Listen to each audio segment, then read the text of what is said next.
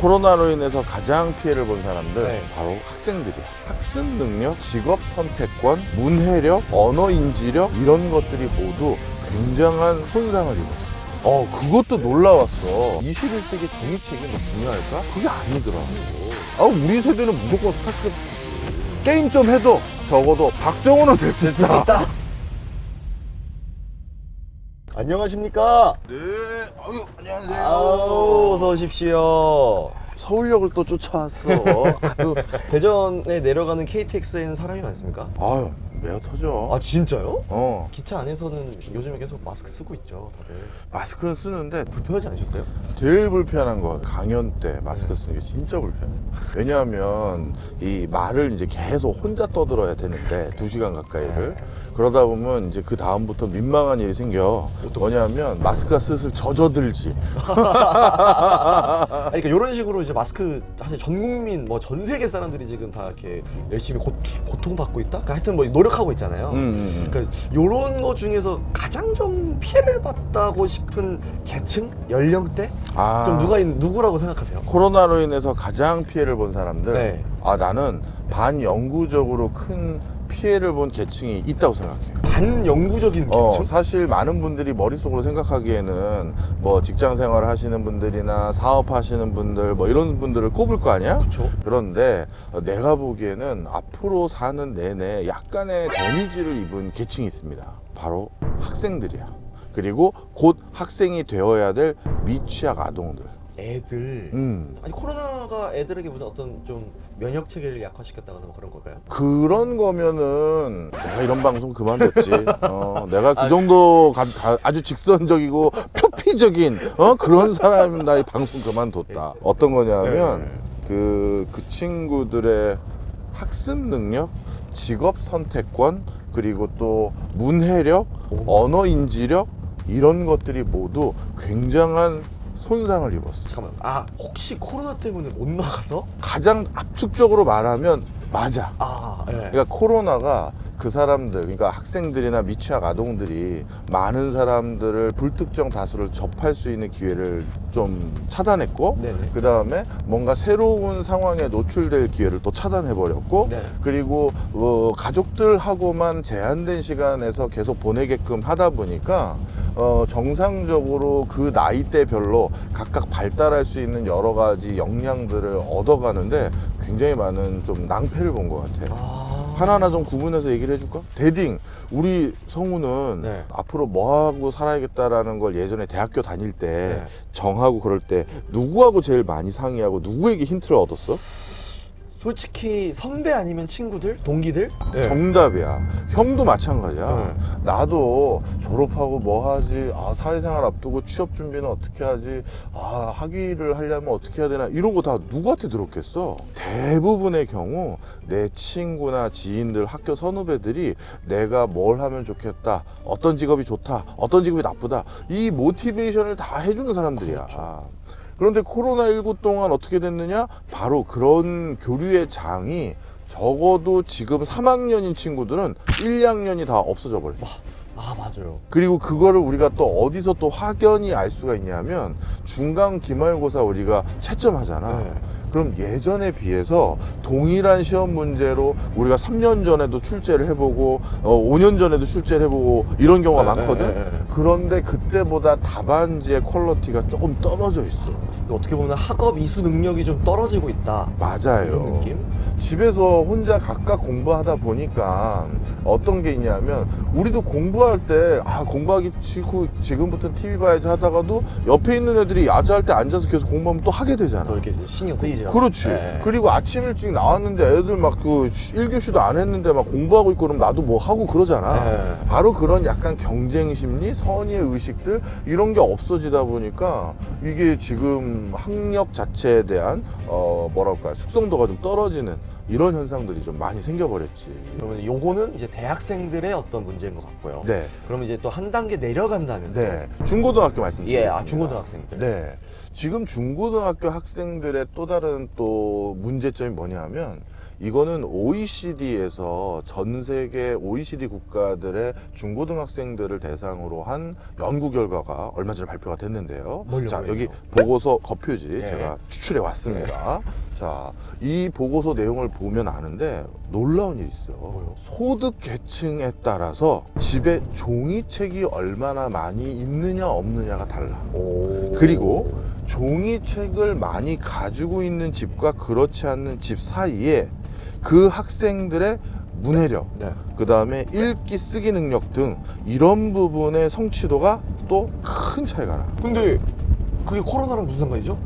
코로나랑 상관이 이제 있어요. 그 옛날에는 학교에서 같은 공정한 환경을 제공해줘서 똑같이 문해력을 배양해줄 수 있는 기회를 더 많이 줬는데 각각 집에서 보내는 시간이 많았던 2, 3년의 기간 동안 집에서 문해력을 기를 수 있는 환경 차이가 너무 심해지다 보니까 그것 때문에 학생들마다 문해력의 편차가 심화됐다. 그게 또 코로나가 또 이런 식으로 또 사람들에게 영향을 또 미쳤네요, 애들한테.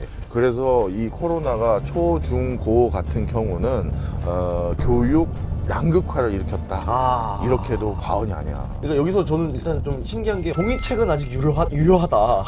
그것도 예. 놀라웠어. 이것도 놀라운 얘기인 것 같고. 나도 요즘 주변에 많은 사람들이 교수님, 제가 기업 활동하는 과정에서 뭔가 읽고 쓰고 뭐 이런 것도 시간이 부족하고 그러면 나는 솔직히 요즘은 무슨 꼭 읽어야 되는 게 학습 아닙니다. 유튜브만 보셔도 되고 무슨 21세기 종이책이 뭐 중요할까? 이런 생각도 일부 있었는데 이 OECD에서 조사했던 전 세계 그 국가들 대상으로 조사했던 결과를 보니까 그게 아니더라고요.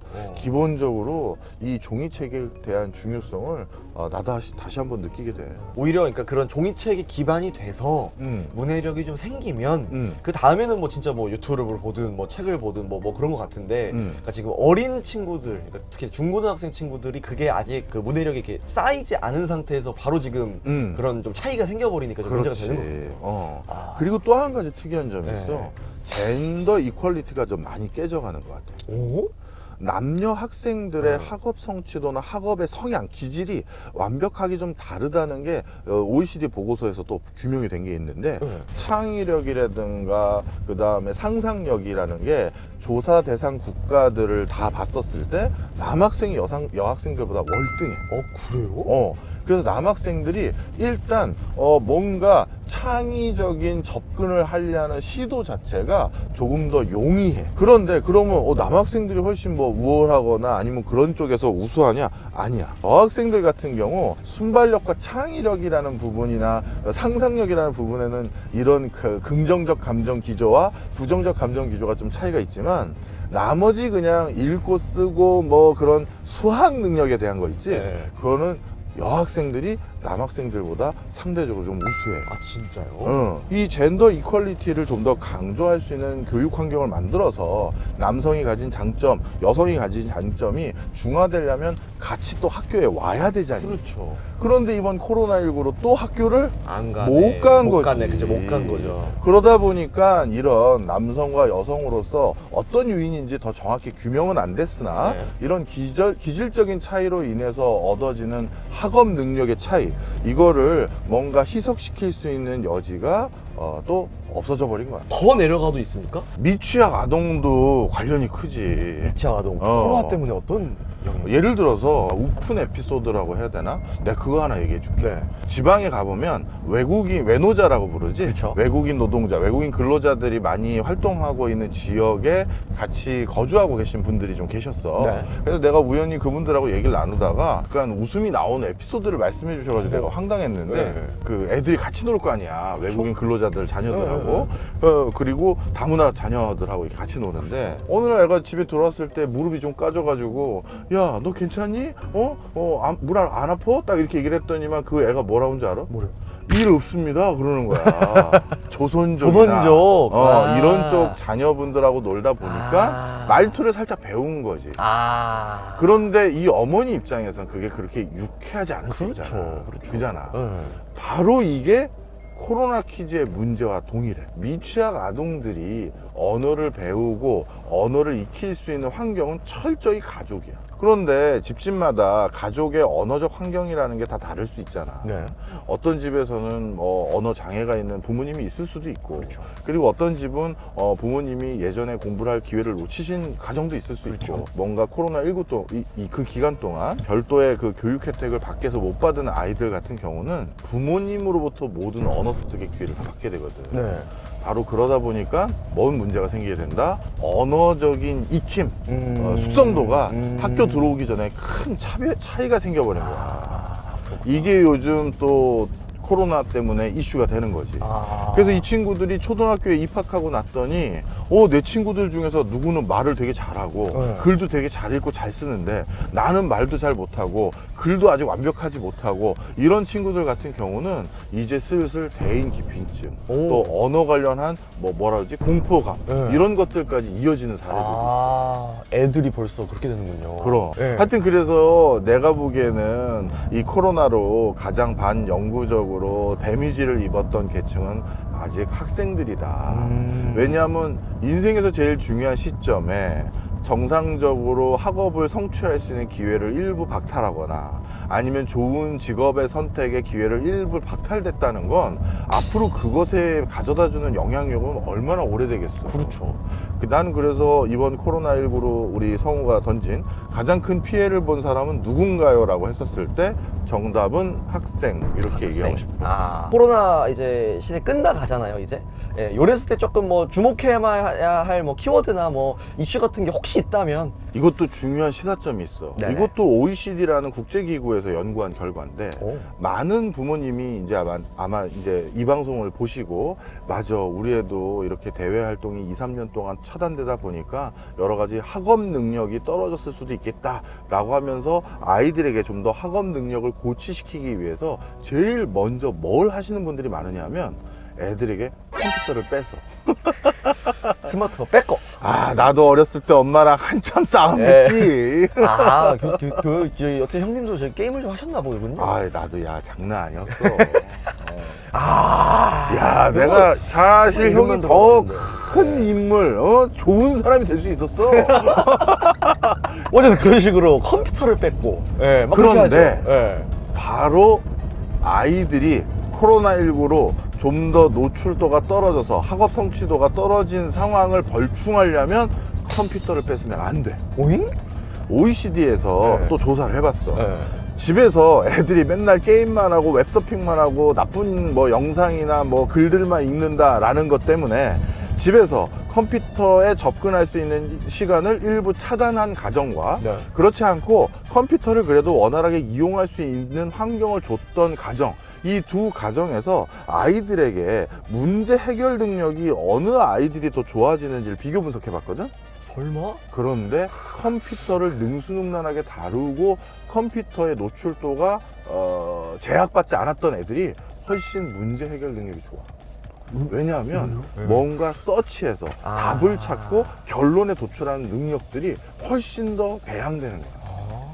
부모가 모든 걸 다 알 수도 없고 부모가 모든 걸 옆에서 다 가르쳐 줄 수도 없잖아. 그렇죠. 그랬을 때 누군가 선생님 노릇을 해야 되는데 많은 부모님들이 걱정되는 거, 얘가 나쁜 거 볼까 봐요. 네. 나쁜 거 빠질까 봐요. 네. 물론 그럴 가능성도 있지. 네. 하지만 전반적인 통계를 봤었을 땐 그럴 확률보다도 오히려 뭔가 스스로 문제를 해결하기 위한 접근성, 방법론을 찾는 노하우, 이런 것들이 컴퓨터에 대한 접근을 제한 안 했을 때 훨씬 더 배양되더라. 그래서 자, 오늘 결론은 그걸로 하자. 아이들이 게임만 할까봐 컴퓨터를 뺏을 경우 자체적으로 문제를 해결할 수 있는 능력마저도 상실될 수 있다. 게임 좀 해도 적어도 박정호는 될 수 있다. 오늘 결론. 그러니까 뭐 그런 거죠. 그러니까 오늘 영상을 보시고 오케이, 우리 애에게 스마트폰과 컴퓨터를 뺏겠어, 이런 결론으로 나면 안 된다. 안 된다. 예, 그렇게 되면은 박정호가 될 수 없다. 아니, 나 말고 네. 뭐 서울대 교수하고 있는 친구들, 뭐 카이스트 교수하고 있는 친구들, 네. 교수뿐만 아니라 지금 크게 벤처에서 성공한 사람들, 주변 사람들 다 많거든. 네. 걔네들하고 우리 겨울에 동창회하고 1년에 한 번 모일 때 있을 거 아니야? 그렇죠. 다 모이고 나서 어디 가는 줄 알아? PC방 가. 진짜요? 우리 옛날에 했을 때처럼 또 2대2, 3대3 하자 하고 가거든? 오. 그만큼 게임에 심취했던 애들인데 그 친구들 다 멀쩡해. 그래서 그러니까 자, 게임이 악이 아니다. 게임이 아니야. 어머니 게임 좀 할 수 있어요. 하지만 애들이 좋은 것도 찾아보는 능력 생깁니다. 좋습니다. 얘들아 나도 니들 편이야.